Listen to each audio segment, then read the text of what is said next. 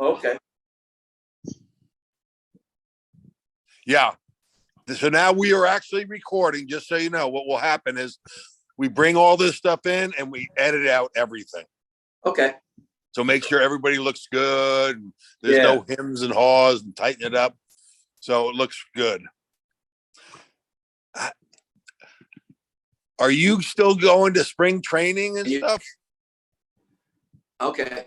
Well, we froze for a minute. Yeah, just because it takes a little while for it to catch up. Oh, okay. So it's all normal? Those little hiccups, all those little things, we take right out. Okay, no problem. Yeah. The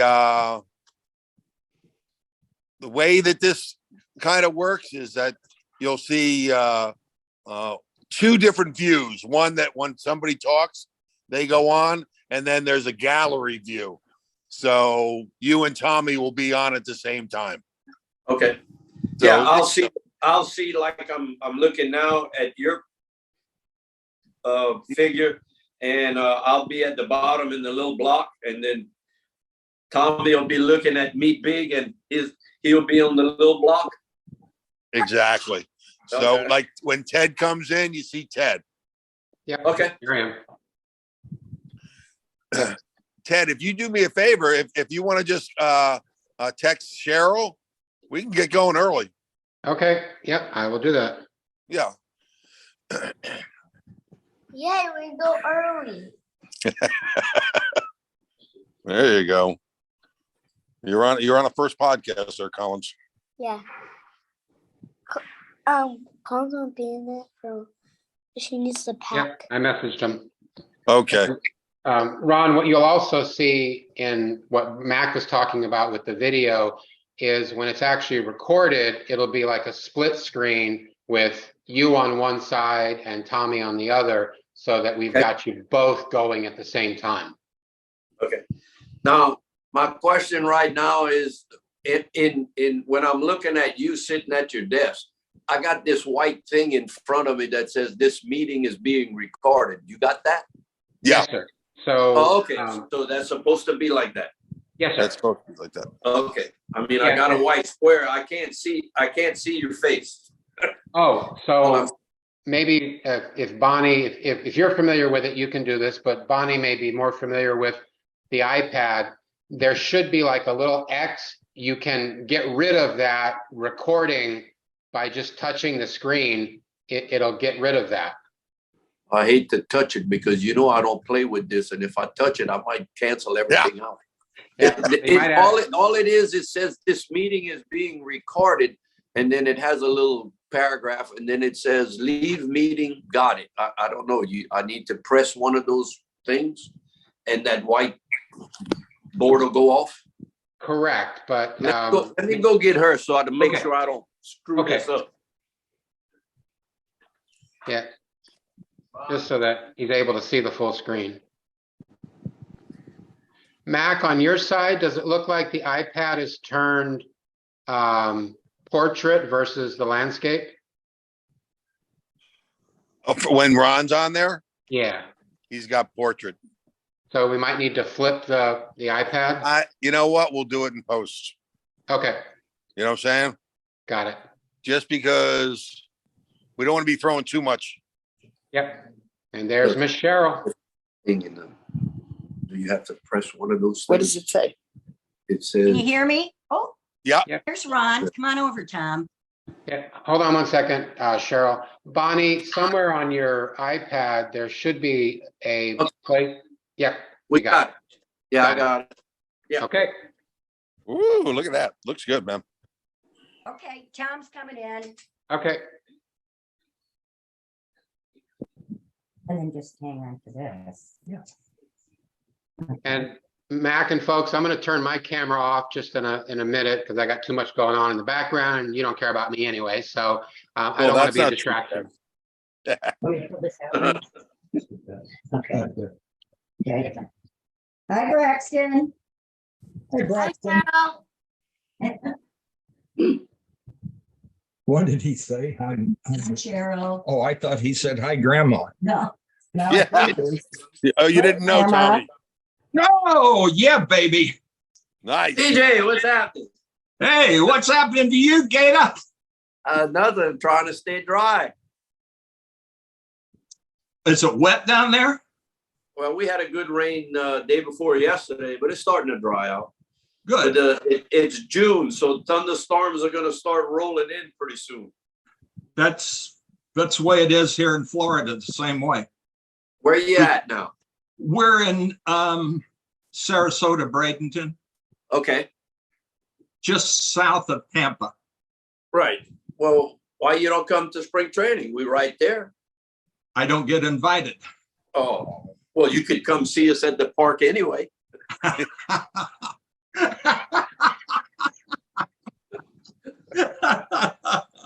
Just show up. We'll get you in. Yeah, I love that attitude.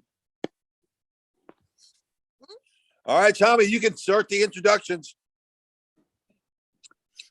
And right in front of me is Braxton. Oh, Yeah. no, oh, you mean Ron. Hey, everybody, Tommy John here. I've got one of the best pitchers in New York Yankee history. Not only was he a good pitcher, he was a good-looking dude. The Gator, Ron Guidry. Gator, good to see you. Same here, TJ. Same here. You know, I do this and they write questions out for me, and they write questions that they have film backup. So if I ask you a question that seems kind of nerdy, Yeah. it's Mac McFarland's fault. It's But he Paul. can- Okay. We're blaming he on can- him. He Yeah. I was can going to follow blame it it on up. Braxton. Yeah. He can follow it up with film. Yeah. But That's okay. anyway, here's the first one. 3 games you lost in 1978. Each one of them was to a left-handed pitcher whose name was Mike. Yeah. Mike Caldwell, Mike Flanagan, and Mike Willis. Do you happen to hate all Mikes now? No, TJ. I don't have I can't hate him. I got a son-in-law named Mike. So I can't go that far. I can't go that far. But I tell you what, your record is what, 25-3? That year, yeah. God, how'd you lose 3 games? You know, TJ, when you lose games, when you get your butt beat, you know, like we always used to say, just a good old country ass kicking. Okay, Right. you don't mind those. But out of those 3 losses, I lost one of the games to Baltimore 2-1. That's when DeSensis hit that long home run off it. And that's one of the games that still haunt me in the evening. You shouldn't have lost that one. Okay, Yeah. you know, but you know, I did. I guess because Flanagan was pitching and his name was Mike, you know, that was deja vu, you know. So I just accepted. But you know, years like that, they don't come very often. And of course, that's the best year that I ever had. But things just went my way. You know, if I pitched a great game, didn't give up any runs, we might have scored 1 or 2 runs. That was enough. If I gave up 4 or 5 runs, we scored 6 or 7, and you know, you still win. And you know how that is. You pitch good games, you got to win. You pitch bad games, sometimes you win those too. That's when you're having a good year. Yes, that's when you know things are going your way. You know, if you need a good call on the bases or a strike 3 or something that might be kind of questionable, you get it. Right. And you know, I wonder sometimes if umpires know what kind of a year you're having, and you throw something that is like the slider off the outside corner of the plate. Right. And that guy, he's having a hell of a year. Yeah, strike. Yeah. You know, and I know that's I'm not saying that they cheat, but they don't. No, I know what you're saying.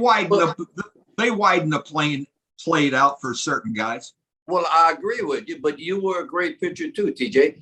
If you keep the ball in and around the strike zone all the time, and they get to know you, they know what you're going to do in that game. And you know that they don't want to be out there for 3 or 4 hours either. Okay, so if you show them that you have good control, yeah, your plate might widen a little bit, but I mean, you got a bat that's 35 inches long. You can hit those balls that are an inch outside of the plate. You know how it is. So yeah, but they get involved in the game. And if you're having a year like I had, sure, I might have got some pitches. But then again, there are some times where you threw a really nasty pitch that you thought was a strike that they might have missed. So you come back with the same thing. And if they missed it the first time, they give it to you the second time. They'll give it to you the second time. Yes. Yeah, but you got to put it in the same spot. Now, we're not perfect. Sometimes we can't do that. Okay, here's one for you. In 78, you was a Yankee 5-4 win over Boston in a one-game playoff at Fenway Park. It was a game known for Bucky effing tent. Yeah, he got his moniker. Yeah. Bucky lives right down by us, and we had a birthday party for me, and he came over with his wife, and Bucky's the same as he was when we played. He was the same, cool, calm. Sure. But anyway, he hit that 3-run homer to give the Yankees a 3-2 lead. What memories do you can you share from that game? Well, sitting in the dugout, I'm sure you did, TJ, pitch on 4 days rest. One less day really on a 5-day rotation like we were going. But, at that time, that pitching on 5 days was really good for me because I had acquired so many innings. We got a glitch. TJ. Not for me. Okay, now you're back on. Well, okay. The screen went blank. Now we good. You go out and you convince yourself, okay, look, I might not have my best stuff today because I'm on one less day. And when you feel great, you can do what you want to do. But if there's any doubt in your mind that you're not 100%, you got to convince yourself to at least keep the game close to where your team can score. Because even if you pitch 9 innings, if your team doesn't score and the other pitcher is doing his job, you can't win anyway. That's so right. If you give up 1 run, you have to have a run to win anyway. So my thought process was, okay, 1 run, maybe 2 runs, but don't give up any more than that. So the game's progressing, and I gave up 2 runs early. I got into the 7th. I came back in for the top of the 7th to sit down, and I'm sitting in the dugout. And then all of a sudden, here you watch Torres throwing the Bucky, and you see the pitch. You see a foul ball off his foot. You see him hobbling. Then you watch Rivers go, and they talk, and they change the bat. And then all of a sudden, you go like, will Torres do the same thing? I would probably have thrown the same pitch. The guy just fouled it off his foot. And he threw the same pitch, but it wasn't exactly in the same spot. And all of a sudden, you see this little lazy fly ball go to left field, and everybody takes off. And I just kind of watched everybody else. And all of a sudden, they start jumping up and down, screaming and hollering. Now you see Bucky going around. And that's what just kind of turned the game around. And even after he hit the home run, Rivers gets on base, he steals, and Roy White or whoever was next drove him in, and we scored 4 runs that inning. But that's how we had been playing throughout the year. We never knew who was going to get a big hit and be the hero, because our heroes were somebody new every day. Well, that's when you have a good team. You have a good team when there's a new hero every day. Every day, yes. Yep. It wasn't the same guy that got his name in the paper all the time. It was somebody else. And it was just ironic that, like Bucky hadn't hit a home run maybe like in 3 months. He only had 5 or 6 all year. but all of a sudden you get the biggest one of your career. So that was great for Bucky. And we always teased Zimmer when he came with us in the organization. When Zimmer became Joe Torre's bench coach, we'd always rag him. How's it sit over here on the women? Zim was a good guy. We go back a long way, and he was a good guy. I don't know what kind of a manager he was or whatever, but he's a good guy. Anyway, well, I never got to play him as a manager, TJ. I know I saw him around on the bench as the bench coach for Torrey, and he was very intelligent. Joe really looked up to him a lot. Well, yeah, he was, he was older. What was he, about 90? I don't know, but he had about 60 years in the big league. So that, he's got to know something. Just through watching. Yeah. Not do it. Yeah. Yeah. Just through. Yeah. But he was a good baseball mind. But anyway, 78, you won the Cy Young Award. And it's got down here, where do you keep that award? If it were me, it would be in the John. Well, DJ, if you look, it's right behind me. It's right in the front. Right there, okay. I'm sitting right in the front of it, and the pitching rubber from the old Yankee Stadium is right above it. Oh, really? That was the souvenir that I got when they turned it down. Well, you remember some of the guys on the grounds crew. You remember Chris? He's the one that used to fix the mound for us when we would get ready to pitch. So Chris had retired, but his son took over head groundskeeper. So one year for one of the old timers games, I asked his son the souvenir that I would like the pitching rubber from the stadium. And he said, you know what? We have to change it in a month or so. And he said, when I take it out, he said, I'm going to save it, put your name on it, and I'm going to send it to you. And he did. He kept his promise. And that's it up above the Cy Young Award. Yeah, God bless him. That's anyway. Do you have any Yogi Berra memories or stories? Well, the one I tell all of the time, TJ, is the commercial that he made with the Aflac duck. When he's getting a haircut. And he says it's I don't remember how he put it at the end about just like cash, and I remember the day that we were in spring training, and he told me he had to fly to California to make a commercial. And it was about 7 o'clock in the morning. I had picked him up at his hotel. We were going to the ballpark because we'd always go early. I always picked him up at 7 in the morning. So when he got in my truck, he was cussing about going to California to make this commercial. And I asked him, I said, well, what do you got to go do over there? And he said, I have to make this affliction commercial. Now, I'm trying to think about, what is he talking about, an affliction commercial?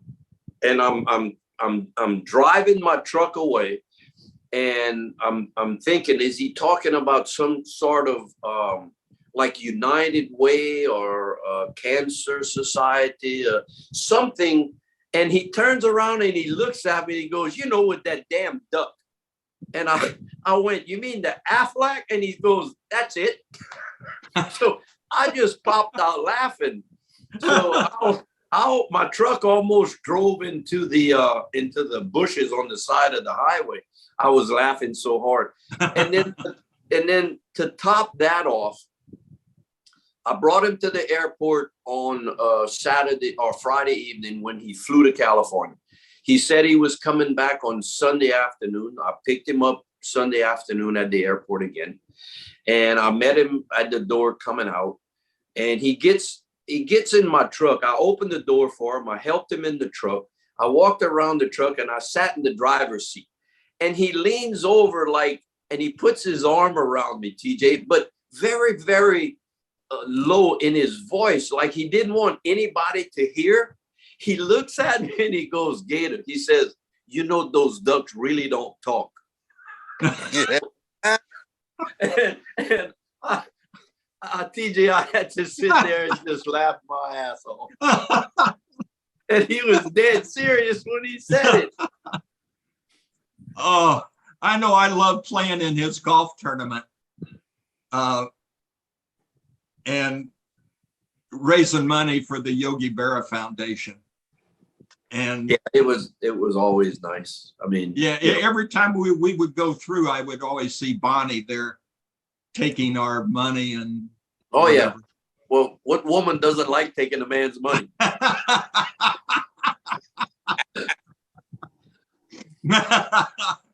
Hey, 1977, you won the fourth game, 4-2. Any thoughts about that game? Well, the biggest thing for me was, when you get to spring training, our thoughts are always getting to a World Series. Right. So, we had gone the year before, we had gotten steamrolled by the Cincinnati Reds.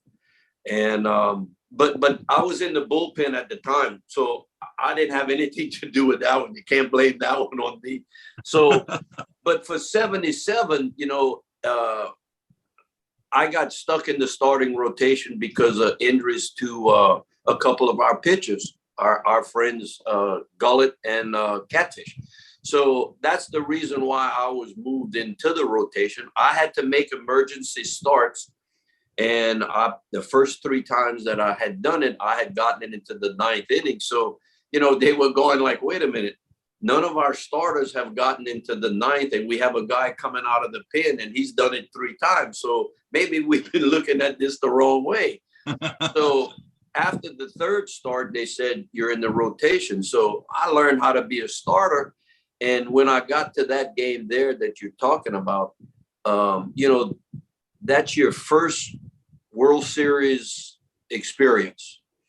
And, for me to win my first game in a World Series, that was your dream come true. You made the point where you tried to get to as a little kid. And I'm sure you had that feeling too. There's nothing like pitching in a World Series. Absolutely. Now, you beat us, the Dodgers, and you probably beat Rick Rhoden. TJ, I honestly can't remember who I beat. Because I think I pitched game 2.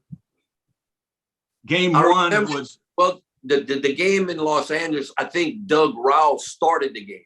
Okay, Doug Rao started. Rao started the game, but we got to him pretty early. I think Reggie hit a home run off him or something. I don't remember exactly what, TJ, but I got my 4 runs early. And here's your 4 Gator. Hold them. That's it. That's almost exactly what it was like. Yeah. Okay. Everybody looks at you, go like, we did our job. Okay. Here's a little question on a piece of advice to young pitchers. Okay. You won 5 Gold Gloves from 82 to 86. No other Yankee pitcher has ever won more. What advice would you give to young pitchers regarding fielding your position? Well, I always took pride in fielding my position because I'm the 9th guy on the field and everybody has a job. And I certainly wouldn't want to lose a 1-0 game because a ground ball went right by me and I just watched it go by. So, you were there, TJ. We took a lot of ground balls. We worked on our PFPs, but every day after practice, I used to get one of the hitting coaches or something to come with me on the backfields, and we trained in Lauderdale. So the backfields we would go to, and I'd have them hit me 50 ground balls every day. And, hit me so many on the left side, right side, up, and then hit me 10 and don't tell me where you're going to hit. Let me react to it. So I always use my speed as an asset. That's probably what made me a better fielder than, a lot of guys. Not only can you feel the balls coming back, but you pitched. Them balls come up the middle pretty damn fast. And yes, they do. Well, Either you get out of the way or you catch them. the thing that made you a good fielder and made me better than what I probably should have been is we always finished up square. Right. Square. And if you watch the guys now, they throw and that back leg comes over and they fall off to the side and the balls hit right back over the rubber. Right. They can't even get to it. Well, you've watched the games on television. You watch the pitchers today. You and I and a lot of other pitchers, when we throw, all you see is our face, the hitters. When the hitters today, when they look, they see the numbers on the back of their jersey. You know, they're not ready to field. So, and I'm not sure they put a lot of emphasis on fielding it during practice. I was kind of amazed this year where we did not do that often. Really? Practice field. Yeah. You know, I don't know if that's something that's like, okay, we don't need to do that anymore. Okay, well, if you think you're good enough, but yet I've seen replays of games and I've watched 20 hop ground balls go right up the middle with no glove, you know. But that's how the game's changed so much, and you know it has. Big time, changed big time. I don't even recognize the game that these guys play now. No, that's true. But, you know, I would just tell kids, if you want to be a good fielder, you got to practice at it. Okay. You got to work hard at it. Do some extra ground ball work, you know, just to prepare yourself. And like you said, square up, get ready to field the ball. Every time you throw a pitch, think that the ball might be coming up. Come to me, ball. Okay. 1978, you struck out 18 hitters. How much effect was the crowd to this? Well, I don't know if you've ever heard me tell that story before, and I've told it often, but I didn't know about the strikeouts at all. I was worried about the game itself. You know, you have to understand at the time that it happened in June, we were probably 10, 11 games out of first. We were still way behind Boston. And every time that I'd go out to pitch, I know I'm pitching well. I got, you know, I have a winning streak. I don't want to lose any games, but I couldn't afford to lose a game more so for the team. If I lost a game in that time and we lost 3 or 4 more games, it could steamroll into an 8, 9, 10, 11 game losing streak. So for me, every time I started, you know, my start was important. So I was concentrating more on winning my game that I'm pitching. And I don't recall who I was pitching against that night, but the team staked me to a 3 or 4 run lead quick. So I was more focused on not giving up any runs every time I went out. And then all of a sudden, as you're striking out guys, you know, the crowd got up on every 2 strike count that I had on guys. And you hear them, and, you know, it certainly builds you up, you know, but I guess I thought more about, this has got to affect the hitter more than it affects me. So I really didn't try to strike out any guys, like I said, until when I came in after the 7th. You've done it before. Every inning you come in, you sit down next to your catcher, you go over the hitters coming up next inning. At least give me an idea of what you're going to call so you don't call something that I might not throw. And you know how Thurman was. He was funny to pitch. You know, he was good to pitch to. He's great. But he was funny doing it because he always had headaches when he was pitching. So he called a changeup one time when I was pitching in bases loaded situation. And I almost balked because I had to tell myself, step off, call timeout, and get him out. But anyway, when we sat down after the top of the 7th, they posted on the board I had tied Ford's record at 15. So that's the only time that we knew what we had. And I was amazed that he didn't know that already, because you know he's an astute student of the game. So he told me the first thing was, he said the major league record is 19. So he said, we're going to go for it. And I told him, I said, listen, dude, I said, you have to call this game because we need to win this game. And that game's more important than me setting records. Okay. So, and Thurman, and this is what he responded to me. He told me face to face, he said, okay, he said, I'll give you the 8th inning. He said, but if you're close in the 9th inning, he said, you're going to go for that record, or so help me, I'll break your left shoulder. And, to this day, you're going like, I think he was serious. But you better believe he was. But when I went out in the top of the 9th, TJ, it's the only guys, and it's the only time that I went out with the thought that I'm going to try to strike you out. I didn't before. And I got the first 2 guys. I think Baylor got a base hit. The next guy ground out, history. But, those nights only come once in a while, or else everybody would do it all the time. So yeah. every time I threw a pitch right down the middle, they'd take. Every time I threw one in the dirt, they'd swing.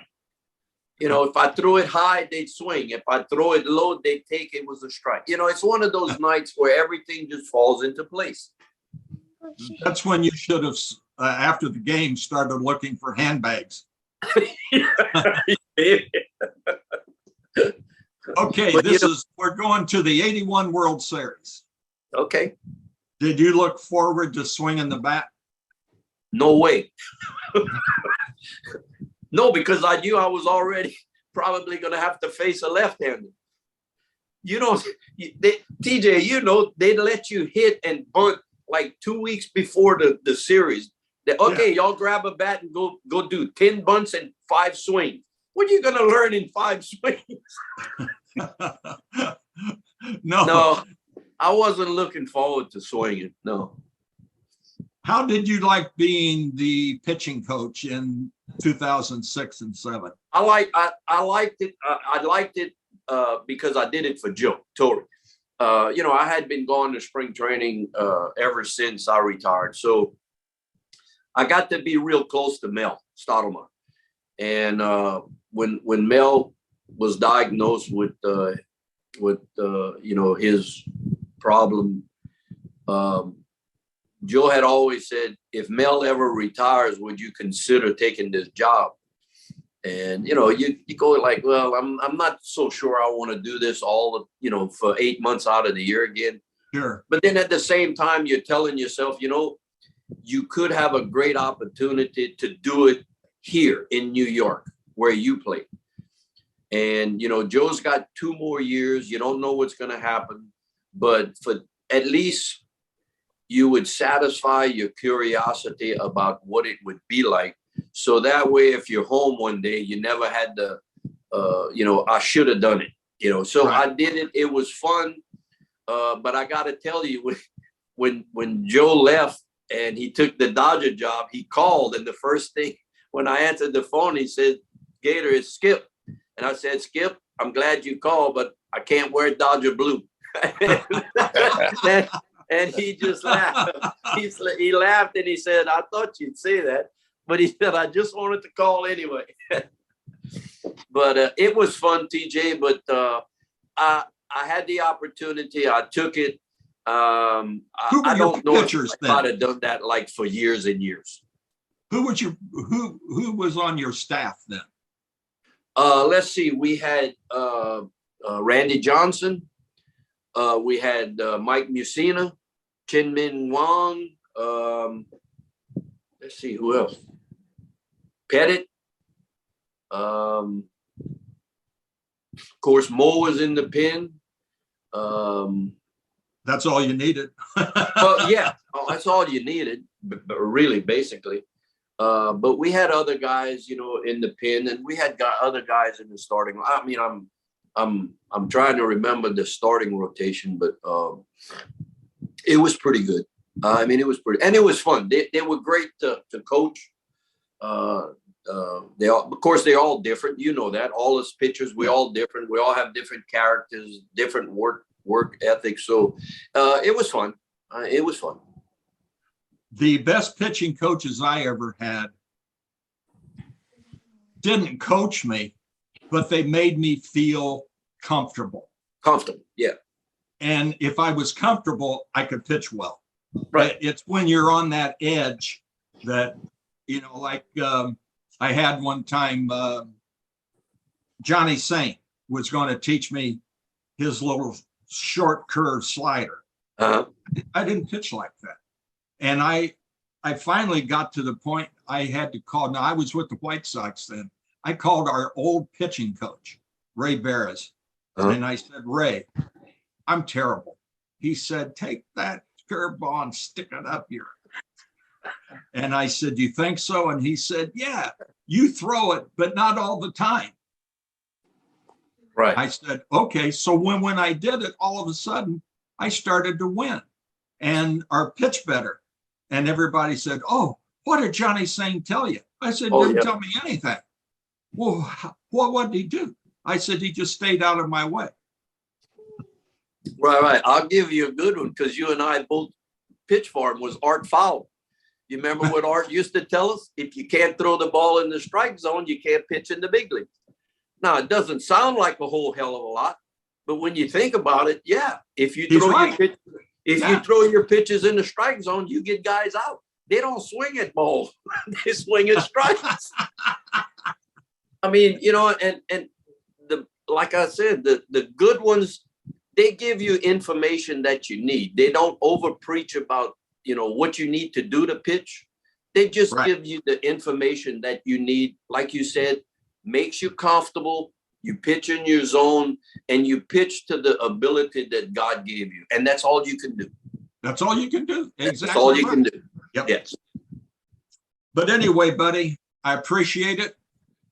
And thanks for coming on. Do you have any questions or anything that you'd like to say? Are you going to join the Saudi golf tour? I don't think so. First of all, you can't get the clubs, okay? It's hard to get left-handed clubs. No, but TJ, it's certainly great to see you. You've always been a good friend. We always look forward to seeing you. And I'll tell you what I'll do. This is from me to you. Next spring, I'll come to Tampa and come see you. Hey, you don't have to come. You don't have to come to the ballpark, but just come see me, and you and I go out and have a good steak. You got that right. We'll do it. Hey, Okay, Braxton, one question. Okay. DJ and Gator. One question for Braxton. Do you think Tommy John should be in the Hall of Fame? I sure do. Me too. They shouldn't have a Hall of Fame if you can't have a Tommy John in there. You know, it's funny, Gator, last year when Jim Cott got elected, the next morning I get a phone call and it was from Jim Cott. He said, TJ, it's Kitty. And I said, Kitty, what's congratulations, you know, blah, blah, blah. And he said, I just want to apologize. And I said, apologize for what? And he said, for me getting in the Hall of Fame before you. Oh. I don't know. But that was Kitty. Yeah, well, but you know, it's like I say, you know, I can't see where guys like you and him and other guys who take so long, you know, I don't know what the criteria is.